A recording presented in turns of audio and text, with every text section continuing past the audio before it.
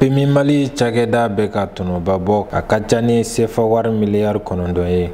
A ye min ladon faso waganɛba kɔnɔ san 2021 lɛnpɛw ni takisi sarataw la. Ka sɔrɔ san 2020 a tun ma tɛmɛ sefa wari miliyari 3 kan. San 2021 baara tɔnɔ tilali la, gouvernement nin yɔrɔ cayara ni sefa wari miliyari 3 ye. Ka sɔrɔ o fana tun kɛra sefa wari miliyari 1 ni dɔɔni ye san 2020 kɔnɔ.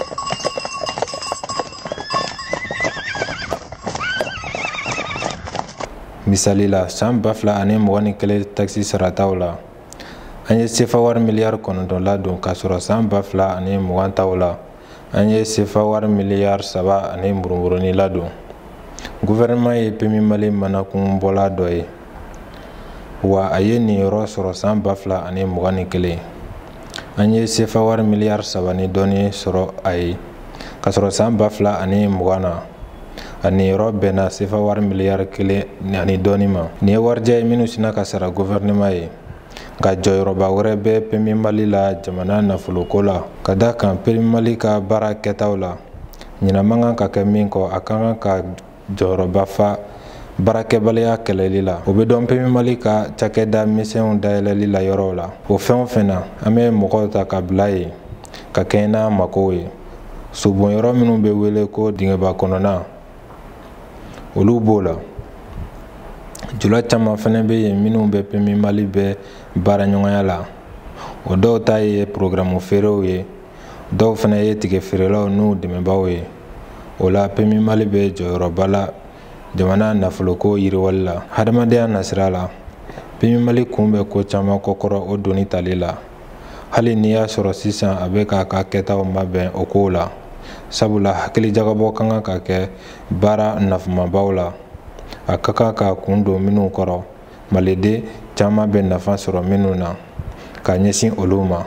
O ka fusa ni waleya suguya 100 doni tali ye farikolo ɲɛnajɛ ni seko ni dɔnko nasira dɔrɔn na.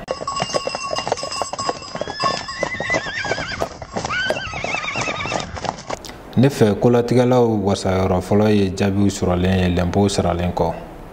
O cayara ni sefa wari miliyari 6 ni dɔɔni ye, ka sɔrɔ san 2020 sɔrɔ tun kɛra sefa wari miliyari 2 ni dɔɔni ye. Tɛmɛ kɛra o kan ni sefa wari miliyari 4 ye. O de y'a to gouvernement min ye manakunbɔla fanba ye, o ye nin yɔrɔ sɔrɔ. Manakunbɔla tɔ 125 fɛnɛ nisɔndiyara n'u ka nin yɔrɔ sɔrɔlen. San 2020 kɔnɔ, manakunbɔla kelen-kelenna sigiyɔrɔma na dɔrɔmɛ 1000 na. Nka ɲina a kelen-kelenna sigiyɔrɔma hakɛ surunyana dɔrɔmɛ 14 ani 400 na. O la wajibi don mɔgɔw ka wasa kosɛbɛ.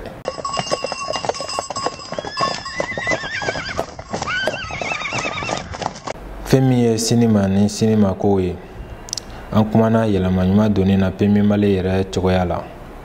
Ka da kan cakɛda min don, a sigira sen kan o ka suru san 28 na bi.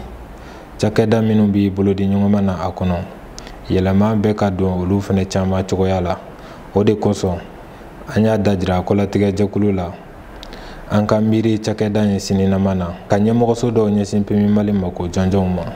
Misali la, ɲɛmɔgɔso min ɲɛsin bɛ sariya ko k'o fara baarakɛlaw kungo ɲɛnabɔli ɲɛmɔgɔso kan, ɲɛmɔgɔso min ɲɛsin bɛ jagoko ani min ɲɛsin bɛ baarako waleyali ma, olu wele cogo falenna dɔrɔn.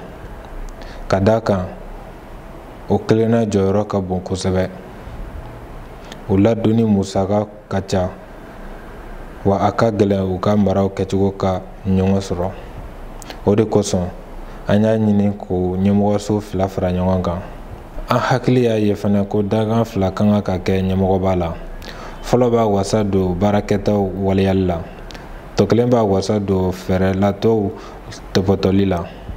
Nin ye fɛɛrɛ ye min bɛ fanga dɔ bɔ ɲɛmɔgɔba bolo ka di a danganw ma, nka a tɛ ɲɛ dangan ninnu kɔlɔsili kɔ. Ni fanga dira danganw ma, o b'a to u fana bɛ se k'u janto ɲɛmɔgɔ tɔw la minnu sirilen b'u la. O la danganw bɛ ko bɛɛ kunnafoni yɛlɛ ka se ɲɛmɔgɔba ma waati ni waati lajɛw senfɛ.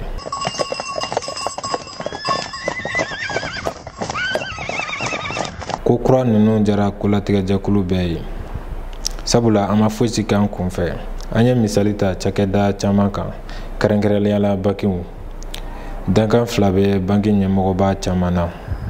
O seereya minnu b'an bolo, an sera ka kolatigɛjɛkulu lasɔn a ma. Wa ne min ye cakɛda in ɲɛmɔgɔba ye, ne jɛnna n'a ye ka dɔ bɔ n ka fanga la ka di n ka dankan fila ma. O b'a jira ko an bɛ mara walawalani kɔnɔ. Fɛn min ye sini ma kow ye hali bi.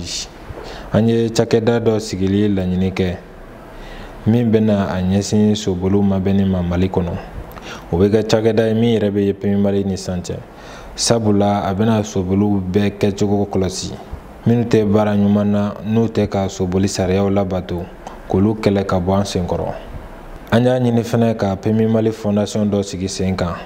O bɛna a janto hadamadenya kow, seko ni dɔnkow ani farikolo ɲɛnajɛ kow la.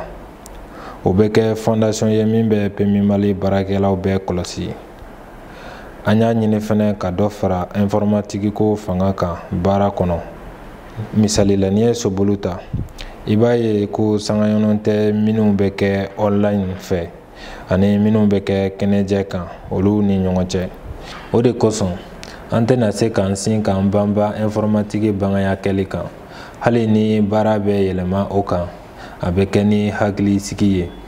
O la, informatique donni ko la, o ka kan ka kɛ senkɔrɔma donni fɛɛrɛ ye ani PMI Mali ka hadamadenya kow ka se ka ɲɔgɔn ta.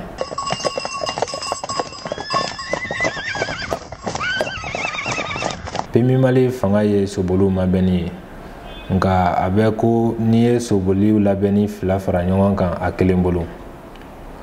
O de la, kɛta caman bɛ fɔ ɲɔgɔn kɔ. O la, a ɲuman ye PMI Mali ka baara ka kɛ kɔlɔsili ye, sabula a man kan tɛ ka kɛ baara bɛɛ kɛbaa ye. Cakɛda min bɛ baara kɛ a yɛrɛ kolo la ka ɲɛsin kɔlɔsili ni mabɛnni ma, o bɛ wasa kɛ. O b'a to an bɛ se ka hakili jagabɔ kɛ sariya ɲuman tali la soboliw kɛcogo la Mali kɔnɔ. A ka kan ka hakili to sariyaw labatoli ani cakɛda bɛɛ baara kɛcogo la. Hali PMI Mali yɛrɛ b'o la. Sabula u bɛɛ kan k'u ka kɛta kɛ gouvernement ye. Baara kɛtaw bonya kosɔn, an tɛna se ka kɔlɔsili baaraw kɛ a ɲɛma. Sabula n'o kɛra majɛ caman bɛ kɛ baara caman na.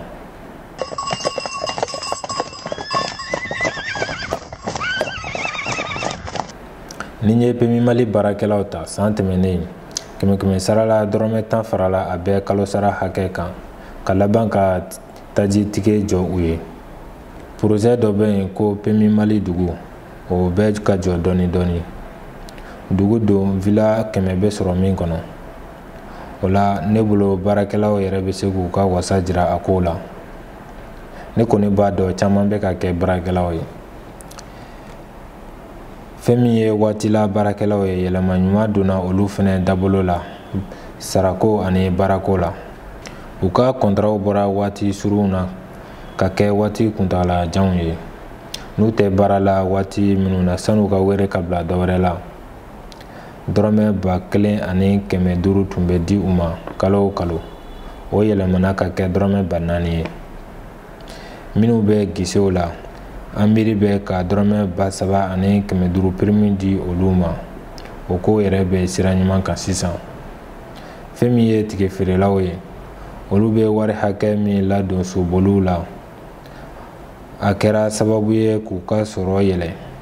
Sabula soboli o soboli 100 sara la dɔrɔmɛ 30 bɛ lasegin tige feerela ma.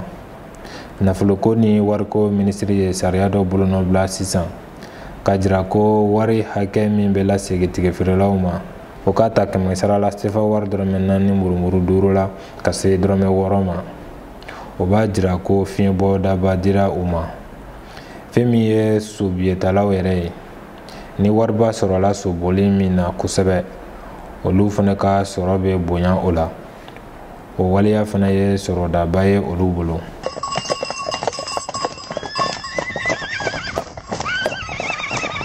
Gɛlɛyaba min bɛ yen, o ye cakɛda ka baara bɛɛ kɛbaliya ye a yɛrɛ kolo la.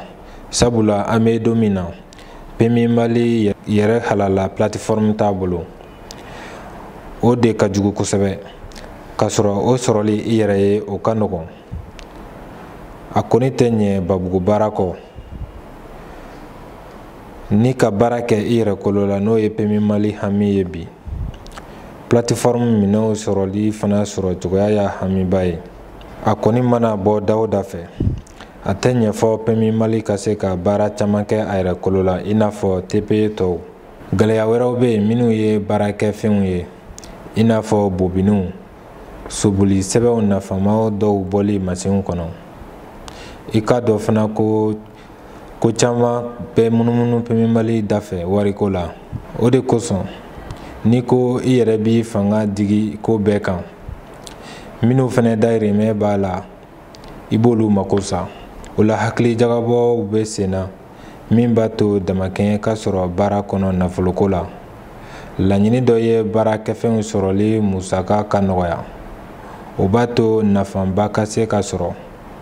Mɔgɔ si kana jɔn i niyɔrɔ la n'o ye PMI Mali, sobiyetalaw, sobiye feerelaw ani mɔgɔ o mɔgɔ dayirimɛ bɛ soboli la Mali kɔnɔ.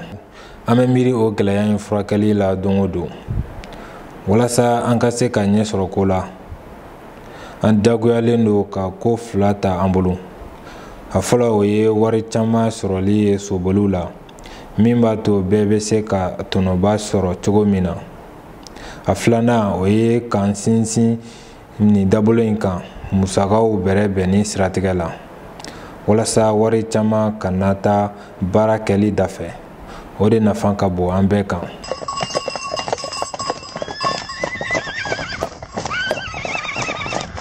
An da ma se fɛn min ma kuma kɔnɔ n'o fana nafa ka bon kosɛbɛ o ye kɔlɔsili kunkanko ye. Sabula cakɛda marali i n'a fɔ PMI Mali ɲɛmɔgɔya o ɲuman ye ka se ka baara kɛ hakili sigi kɔnɔ ka sɔrɔ fanga si tɛ boli i kan. Ne ɲɛna o fɔli nafa ka bon. O la i tɛ siran k'i ka bɛnkanw ta i fɛrɛ ma. An sago bɛ yen an ka kɛtaw la a n'an ka jaabiw la. Politiki ni mara nasira la ni gɛrɛntɛ t'i kan i fana bɛ se k'i ka kɛtaw ka nima dansago. Ne hakili la o de nafa ka bon kosɛbɛ PMI Mali bolo ani cakɛda tɔw bɛɛ minnu bɛ jɛ ka nafoloko baara kɛ ɲɔgɔn fɛ. N bɛ min fɔ ka fara o kan n b'o fɔ hali n tɛ tamakiya. PMI Mali marali tɛ ko nɔgɔ ye. A tɛ ɲɛ yɛrɛdi kɔ. O kama ne bɛ foli ni tanu ni di baarakɛɲɔgɔnw ma, sobiye feerela cɛman ni musoman ani mɔgɔ o mɔgɔ sen bɛ soboli koɲɛw na Mali kɔnɔ k'u fo k'u waleɲuman dɔn. Hali bi n b'a ɲini u fɛ an ka dɔ fara cɛsiri kan min b'a to jaabi ɲuman ka se ka sɔrɔ san 2020 in fana kɔnɔ. O b'a to PMI Mali ka se ka kɛ misali ɲuman ye cakɛda tɔw bolo minnu bɛ fara ɲɔgɔn kan ka baara kɛ.